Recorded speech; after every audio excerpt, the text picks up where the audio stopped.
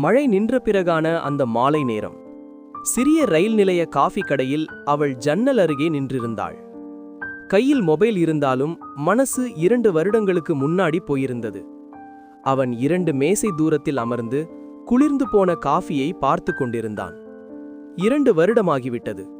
அவர்கள் பிரிந்தது காதல் இல்லாததால் இல்லை, நான் தான் சரி என்ற ஈகோவுக்காக. ஒரு சண்டை, சில கடுமையான வார்த்தைகள், அதுக்கப்புறம் பேசாத மௌனம். அவள் நினைத்தாள், அவன்தான் முதலில் பேசுவான். அவன் நினைத்தான், அவள்தான் திரும்பி வருவாள். ஆனா இருவருக்கும் இடையில் இருந்தது ஒரு சின்ன வார்த்தை, சாரி. இப்போ விதி அவர்களை மீண்டும் ஒரே இடத்தில் நிறுத்தி வைத்தது. ஒரு நொடிக்கு கண்கள் சந்தித்தது. அந்த நொடியில் பழைய நினைவுகள் எல்லாம் திரும்பி வந்தது. நள்ளிரவு அழைப்புகள், சிரிப்பு, கனவுகள், வாக்குறுதிகள்.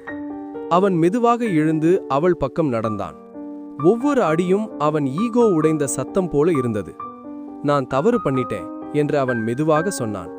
அவள் கண்களில் கண்ணீர் நிரம்பியது. நானும் என்றாள் அவள்.